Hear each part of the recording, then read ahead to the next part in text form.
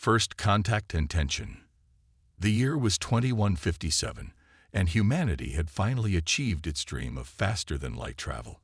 The first human interstellar vessel, the UES Horizon, emerged from the swirling vortex of a wormhole on the outskirts of the Alpha Centauri system. Captain Elena Rodriguez stood on the bridge, her heart pounding with a mixture of excitement and trepidation. "Status report," she commanded, her voice steady despite the adrenaline coursing through her veins. "All systems nominal, Captain," replied her first officer, Commander Takashi Yamamoto. "We've successfully traversed the wormhole and are holding position just outside the Orc cloud of Alpha Centauri A." Elena allowed herself a small smile. They had done it. Humanity had taken its first step into the wider galaxy. Little did they know, they weren't alone in this corner of space. As the crew of the Horizon began their survey of the system, strange energy readings caught the attention of the science officer, Dr. Aisha Mbeki. "Captain, I'm detecting an artificial structure orbiting the fourth planet. It's massive." Before Elena could respond, a brilliant light engulfed the bridge. When it faded, a holographic figure stood before them. Tall, slender, with iridescent skin and large almond-shaped eyes.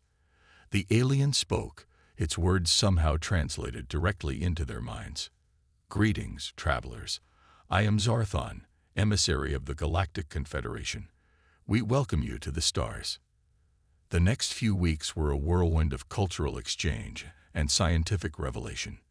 The aliens, calling themselves the Orcs, shared knowledge of advanced technologies that made humanity's greatest achievements seem like child's play.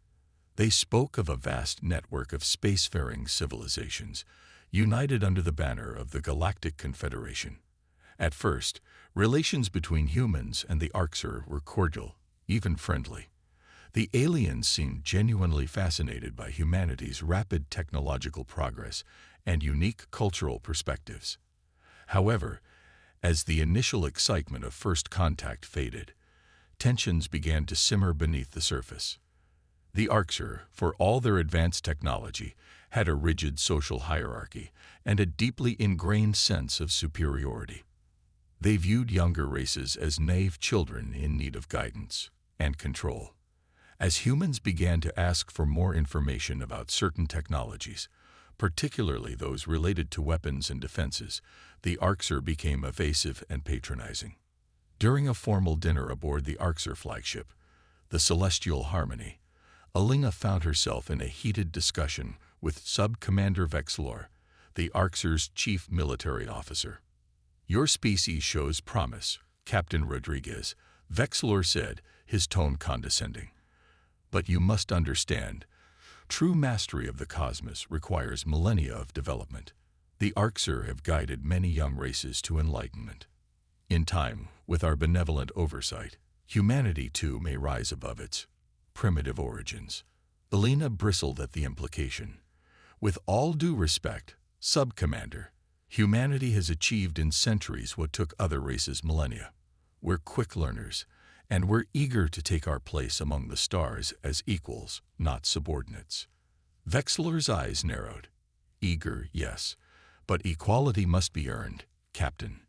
Your technology, while impressive for your age, is laughably outdated by Confederation standards. Take your ship, for instance. The Horizon is quaint, but hardly suitable for the rigors of true space exploration." The dinner concluded with a tense atmosphere, both sides retreating to their respective vessels. As Elena debriefed her senior staff, she couldn't shake the feeling that they were being underestimated and potentially manipulated. "They're hiding something," Dr. Mbeki insisted. "Their explanations of certain technologies don't add up. It's like they're deliberately giving us incomplete information." Commander Yamamoto nodded in agreement. "And did you notice how they dodged questions about other species in the Confederation? For a supposedly united galactic community, they seem awfully reluctant to introduce us to anyone else." Elena paced the conference room, her mind racing. "We need to be careful. The Orcs clearly don't see us as equals, and I'm not comfortable with the idea of becoming their protectorate. But we can't afford to antagonize them either. Not when we're so far from home and outgunned. As if on cue, the ship's AI, Araya, chimed in. "Captain, I'm detecting a transmission from Earth. It's Admiral Zhao of the United Earth Fleet." The Admiral's holographic form materialized in the center of the room, his expression grave. "Captain Rodriguez, we've received your reports on the Arxer and the Galactic Confederation. While the potential benefits of this alliance are significant, we share your concerns about their intentions. We're dispatching a diplomatic team to support you, but in the meantime, you're authorized to take any necessary actions to protect Earth's interests and independence." Elena straightened, a plan already forming in her mind. "Understood, Admiral. We'll do whatever it takes to secure humanity's place among the stars, on our own terms." As the transmission ended, Elena turned to her crew. "All right, people. The Arxer think we're primitive and naive. Let's use that to our advantage. It's time to show them what humanity is really capable of." Little did the Arxer know, they had just sown the seeds of their own humbling. Humanity was about to prove that underestimating them was a grave mistake, one that would reshape the balance of power in the galaxy forever. The insult and the challenge. In the days following the tense dinner aboard the Celestial Harmony, the atmosphere between the human and Arxer delegations grew increasingly strained. The Arxers' patronizing attitude became more pronounced, and their guidance started to feel more like restrictions. Captain Elena Rodriguez stood on the observation deck of the UES Horizon, gazing at the sleek forms of the Arxer vessels that surrounded them. Despite their beauty, she couldn't shake the feeling that these ships were less escorts and more jailers. "Captain," Araya's voice interrupted her thoughts. "The Arxer High Command is requesting your presence aboard their flagship for an important announcement." Elena sighed. "Very well. Inform Commander Yamamoto and Dr. Mbikid to meet me in the shuttle bay." As they approached the Celestial Harmony, Elena couldn't help but marvel at its size. The Arxer flagship dwarfed the horizon, its pearlescent hull gleaming in the light of Alpha Centauri. They were led to a vast chamber where other alien races were gathered, the first concrete proof they'd seen of the Galactic Confederation's diversity. High Commander Zalvin, the leader of the Arxer expedition, stood on a raised platform. His voice boomed across the chamber, translated seamlessly into each species' native language. "Esteemed members of the Confederation, and our new human friends," he began, his tone dripping with false warmth. "We have gathered you here to witness a historic moment, the induction of humanity into our galactic family." Elena exchanged wary glances with her officers. This wasn't what they had agreed to. Zalvin continued, "In recognition of their potential, we will be assigning an Arxer advisory team to Earth. They will guide humanity's development, ensuring they avoid the pitfalls that have befallen other young races." The human delegation bristled at this announcement. Elena stepped forward, her voice clear and firm. "High Commander, while we appreciate the offer, Earth has not agreed to any such arrangement. We came here as equals, seeking friendship and exchange, not oversight." A ripple of murmurs swept through the alien audience. Zolvin's expression hardened. "Captain Rodriguez, surely you understand that true equality must be earned. Your species is young, your technology primitive. Why, your flagship, the pride of your fleet, would be considered little more than a leisure craft by Confederation standards." The insult hung in the air, sharp and deliberate. Elena felt her crew's anger radiating behind her, but she maintained her composure. "Our technology may be younger than yours, High Commander, but I assure you, it is far from primitive. The Horizon and her crew are capable of feats that might surprise you." Sub-Commander Vexlor stepped forward, a cruel smile on his face. "Is that so, Captain? Perhaps a demonstration is in order. After all, actions speak louder than words, do they not?" Elena's mind raced. This was a dangerous gambit, but it might be their only chance to prove themselves. "What exactly are you proposing, Sub-Commander?" Vexlor's eyes glinted. "A series of challenges. Tests to evaluate the true capabilities of your vessel and crew against our own." Surely, if you're as advanced as you claim, you would welcome the opportunity to prove it. The chamber fell silent, all eyes on Elena. She could feel the weight of the moment, the future of humanity's place in the galaxy hanging in the balance. With a steady gaze, she met Vexilor's challenge. "We accept." The word sent a shockwave through the assembled aliens.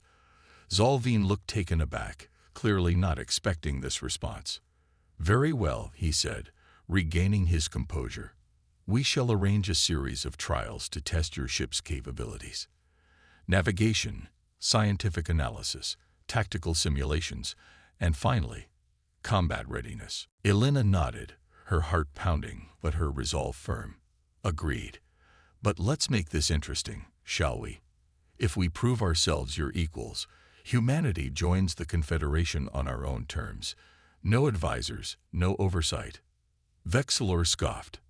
"And when you fail?" "If we fail," Elena emphasized the if, "we'll accept your guidance without question."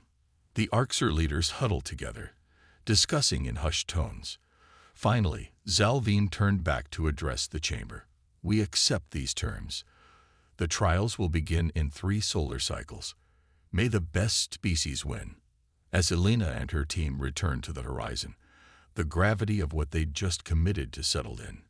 Commander Yamamoto was the first to break the silence. "Captain, are you sure about this? We're risking everything." Elena's expression was grim but determined. "We're risking everything by doing nothing, Hashi. The Arxer were never going to treat us as equals.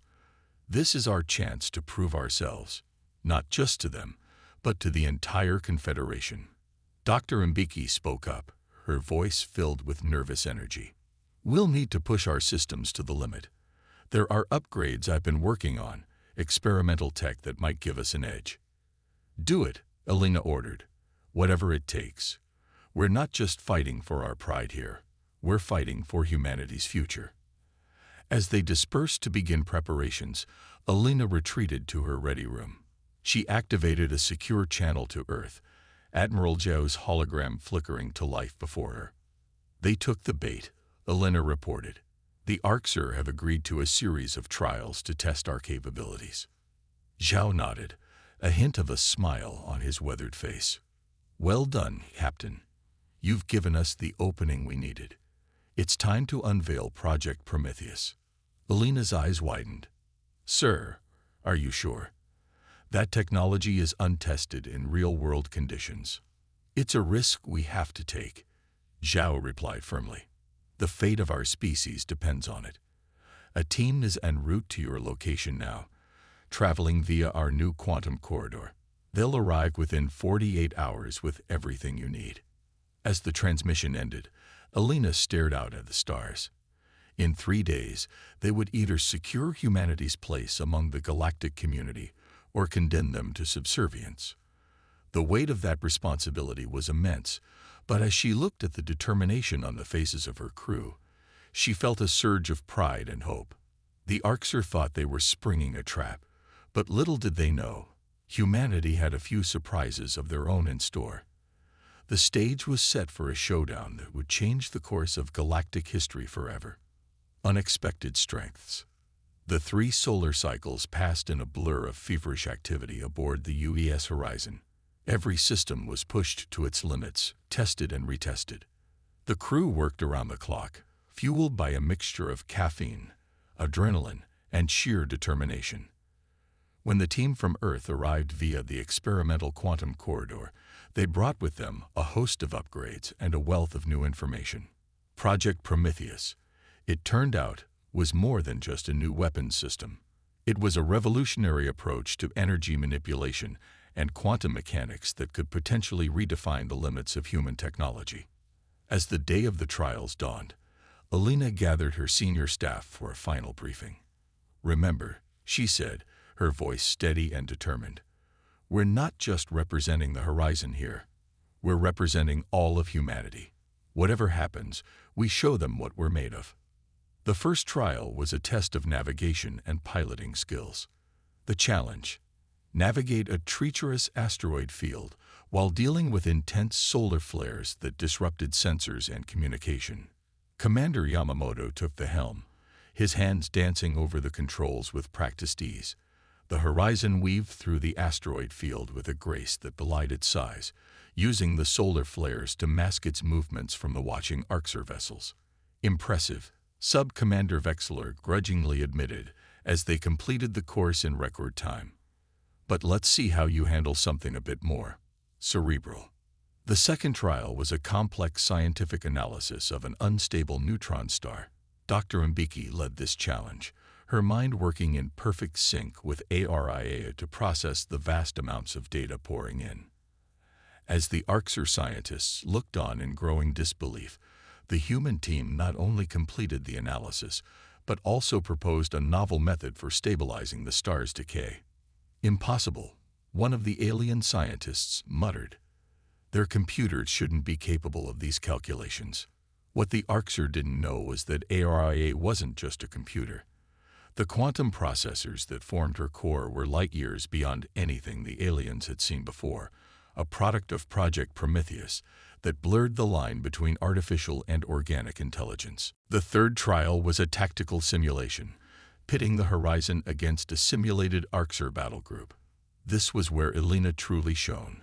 Her strategic mind, honed by years of war games and real-world crisis management, saw patterns and opportunities that the rigid Archer tactics couldn't account for. Using a combination of unconventional maneuvers and creative application of the Horizon systems, Elena's team outflanked and neutralized the simulated Archer forces in a fraction of the expected time. As the simulation ended, a hush fell over the observing aliens. The Archer leaders huddled together, their expressions a mixture of disbelief and growing concern. High Commander Zalvin approached Elena, his earlier condescension replaced by wary respect. "You have exceeded expectations, Captain Rodriguez. Your crew's performance has been most enlightening." Elena nodded, keeping her expression neutral. "Thank you, High Commander. We hope we've demonstrated that humanity is ready to take its place among the stars as equals." Zalvin's eyes narrowed slightly. "Perhaps, but the final trial remains. Combat readiness. The true test of any species' worth." As they prepared for the final challenge, Elena couldn't shake the feeling that the Archer were planning something. They had been too quiet, too accepting of the humans' unexpected successes. Her suspicions were confirmed when Sub-Commander Vexler announced the parameters of the final trial. "Your Horizon will face our newest battle cruiser, the Eternal Dominion, in a simulated combat scenario. The outcome will determine humanity's place in the Confederation once and for all." Elena's heart sank as she saw the Eternal Dominion move into position. It was enormous, easily 5 times the size of the Horizon, bristling with weapons that made their own look like toys in comparison. "This isn't a fair fight," Commander Yamamoto protested. "Their ship outclasses us in every way." Elena's eyes hardened as she stared at the Archer vessel. "Maybe that's the point, Takashi. They're not interested in fairness. They want to put us in our place." Dr. Mbiki approached, her voice low and urgent. "Captain, I think it's time we showed them Project Prometheus. All of it." Elena nodded slowly, a plan forming in her mind. "Agreed. If they want to see what humanity is truly capable of, let's give them a show they'll never forget." As the final trial began, tension crackled through the air like electricity. The Eternal Dominion loomed before them, a testament to Archer technological superiority. But aboard the Horizon, a quiet confidence had taken hold. The humans knew something the Archer didn't. Sometimes, the greatest strength lies not in size or firepower, but in the ability to adapt, to think differently, to see possibilities where others see only limitations. As the simulated battle commenced, humanity prepared to unveil its greatest technological achievement, one that would forever change the balance of power in the galaxy. The stage was set for a confrontation that would go down in history, a David versus Goliath struggle with the fate of an entire species hanging in the balance. Little did the Archer know, their moment of triumph was about to turn into their greatest humbling. The true power of humanity was about to be revealed, and the galaxy would never be the same. The ultimate showdown. The vastness of space stretched out before them, the eternal dominion looming like a metallic leviathan against the backdrop of stars. Captain Elena Rodriguez stood on the bridge of the UES Horizon, her crew poised and ready. The air was thick with tension, but underneath it all, there was a current of excitement. This was their moment to shine. "All systems ready, Captain," Commander Yamamoto reported, his fingers hovering over the controls. Elena nodded, her eyes fixed on the Orcs battlecruiser. "Initiate Project Prometheus. Full deployment." Dr. Mabiki's voice came over the comm, tinged with both nervousness and exhilaration. "Prometheus is online, Captain. May our ancestors watch over us." As the simulated battle began, the Eternal Dominion wasted no time in demonstrating its overwhelming firepower. Beams of energy lanced out, each powerful enough to cripple a lesser ship. But the horizon danced between them, its movements fluid and unpredictable. On board the Orcs command ship, Sub-Commander Vexlor watched with growing frustration. "Impossible. Their evasive capabilities far exceed our projections." What the Orcs couldn't see was the shimmering field of quantum energy that now enveloped the horizon. Project Prometheus wasn't just a weapon. It was a complete reimagining of how a starship could interact with the fabric of space-time itself. The horizon's movements weren't just the result of skilled piloting. The ship was literally phasing in and out of normal space, using microscopic wormholes to reposition itself faster than the laws of physics should allow. As the battle progressed, the Orcs grew increasingly desperate.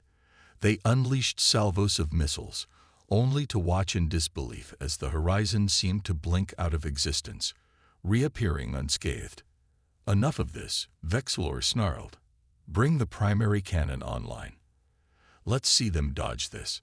The Eternal Dominion's hull split open, revealing a massive energy weapon that began to glow with ominous power. Elena's eyes widened as she saw the readings. "They're charging a weapon that could vaporize a small moon. This isn't a simulation anymore. They're actually trying to destroy us." For a moment, fear flickered across the faces of the Horizon's crew. But Elena's voice cut through the tension, steady and resolute. "This is what we prepared for. Initiate Prometheus Phase 2. The Horizon's hull began to shimmer, panels sliding away to reveal an intricate network of crystalline structures. As the Eternal Dominion's weapon reached full charge, the human ship seemed to distort, its outline becoming fuzzy and indistinct. "Fire," Vexlor commanded, a triumphant sneer on his face. The Orcs weapon discharge, a beam of pure destruction lancing out towards the horizon. But instead of annihilation, something extraordinary happened. The beam struck the human ship and simply disappeared. For a moment, silence reigned across both vessels. Then, slowly, the horizon began to glow. The energy it had absorbed was being channeled, refined, and repurposed through the quantum matrices of Project Prometheus. Elena's voice was calm as she gave the order. "Return to sender." A pulse of energy erupted from the horizon, striking the Eternal Dominion with pinpoint accuracy. The Orcs shields flared and failed in an instant. Secondary explosions rippled across the massive ship's hull as its own power systems overloaded. In the span of a few heartbeats, the pride of the Orcs fleet had been reduced to a drifting hulk. Aboard the horizon, the crew erupted in cheers, the realization of what they had just accomplished washing over them in waves of euphoria. As the Orcs command ship frantically hailed them, Elena allowed herself a small smile. "Open a channel," she ordered. High Commander Zelvine's face appeared on the view screen, a mixture of fear and awe in his eyes. What are you?" he stammered. Elena's reply was firm, her voice carrying the weight of all humanity behind it. "We are your equals, High Commander. Perhaps it's time we had a real discussion about humanity's place in the galaxy." As the adrenaline of battle faded, the true magnitude of what had just occurred began to sink in. Humanity had not just proven itself, it had demonstrated technology that reshaped the very foundations of what was thought possible. The balance of power in the galaxy had shifted in an instant. And as news of the battle spread across the stars, one thing became clear. The era of Arxer dominance was over. A new age was dawning, one in which humanity would play a central role.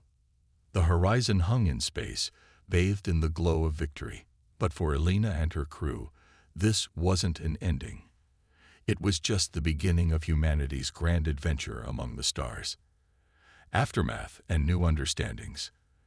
In the days following the dramatic showdown between the UES Horizon and the Eternal Dominion, the galaxy was abuzz with activity. News of humanity's astounding technological leap spread like wildfire through the Galactic Confederation, sparking equal parts excitement and concern among its member species. Captain Elena Rodriguez found herself at the center of a diplomatic whirlwind. The Horizon's mess hall had been hastily converted into a conference room, where representatives from various alien races clamored for audiences, eager to establish relations with this suddenly formidable new player on the galactic stage. "I never thought I'd miss the days when they were patronizing us," Elena murmured to Commander Yamamoto as they prepared for yet another meeting. Takashi chuckled. "Careful what you wish for, Captain. Although I have to admit, watching the Arxer trip over themselves to make amends is rather satisfying." Indeed, the Arxer had undergone a remarkable change in attitude. Gone was their condescension, replaced by a mixture of respect and wariness. High Commander Zalvin himself had requested a private audience with Elena. As the Arxer leader entered the conference room, Elena was struck by how different he looked. The aura of superiority that had once surrounded him was gone, replaced by a demeanor that was almost humble. "Captain Rodriguez," Zalvin began, his voice lacking its usual authoritative boom. "On behalf of the Arxer people, I wish to extend our sincerest apologies for our earlier misconceptions about humanity." Elena nodded, keeping her expression neutral. "Apology accepted, High Commander. Though I hope you understand that actions speak louder than words." Zalvin inclined his head. "Indeed. Which is why I'm here to propose a joint scientific initiative. Your Project Prometheus. It's revolutionary. If we could work together, share our knowledge, the possibilities are endless." For a moment, Elena was tempted. The thought of combining Arxer knowledge with human innovation was tantalizing, but the memory of their earlier treatment gave her pause. "I appreciate the offer, High Commander," she said carefully. "But I think it's best if humanity charts its own course for now. We're open to collaboration, but as equals, not as students or subordinates." Zalvin's expression flickered with disappointment, but he nodded in understanding. "Of course, we will respect your decision. Know that when you are ready, the Arxer will be here as friends." As the Arxer leader left, Dr. Mbiki entered, her eyes shining with excitement. "Captain, you won't believe the data we're getting from the other Confederation races. Some of them have been waiting centuries for someone to challenge Arxer dominance. They're practically falling over themselves to share technology with us." Elena smiled, feeling a mixture of pride and caution. "That's great news, Aisha. But let's not forget the lessons we've learned. We need to be careful about who we trust and how much we reveal." Over the next few weeks, the galaxy saw a flurry of diplomatic activity, unlike anything in recent memory. Humanity, once dismissed as a primitive species, was now being courted by races from across the Confederation. Trade agreements were signed, cultural exchanges initiated, and joint scientific ventures proposed. But perhaps the most significant change was within the Galactic Confederation itself. The revelation of humanity's capabilities had shaken the established order, forcing a revaluation of the power dynamics that had governed interstellar relations for millennia.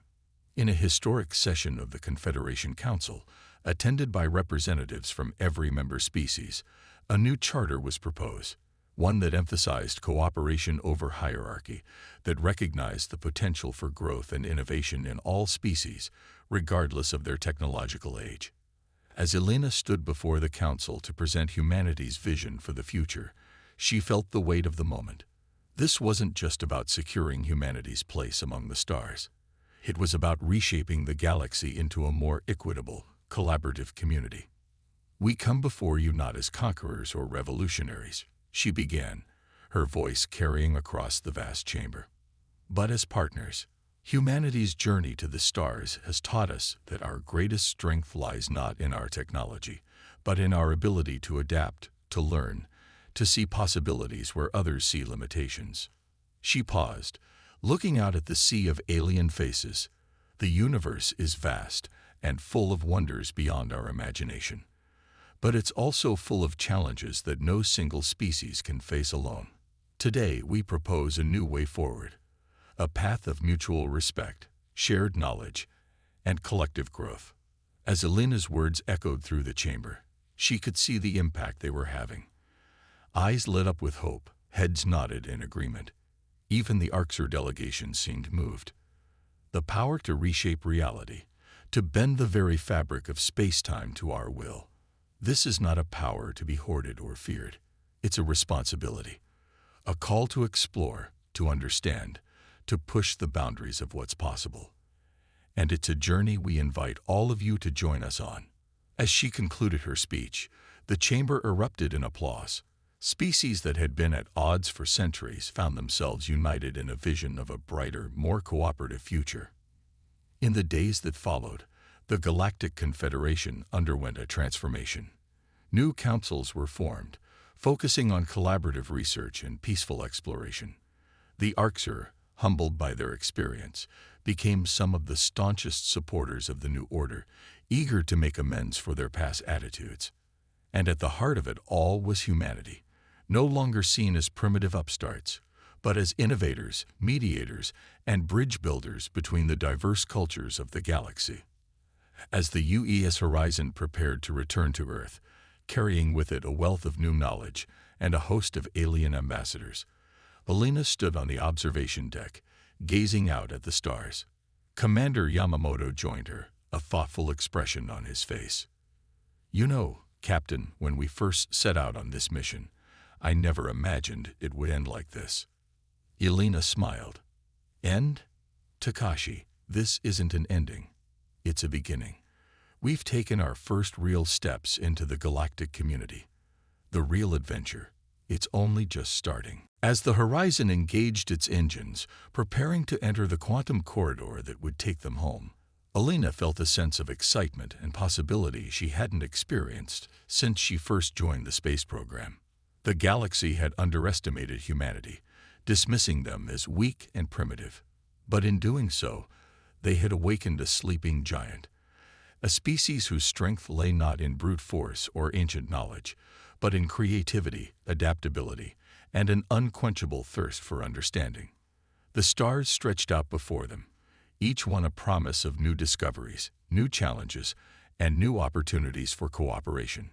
Humanity had found its place among the stars, not through conquest or subjugation, but through innovation and diplomacy. As the Horizon disappeared into the quantum corridor, leaving the shimmering trail of possibility in its wake, one thing was certain. The galaxy would never be the same again, and humanity, once mocked and dismissed, would be at the forefront of this new age of exploration and cooperation.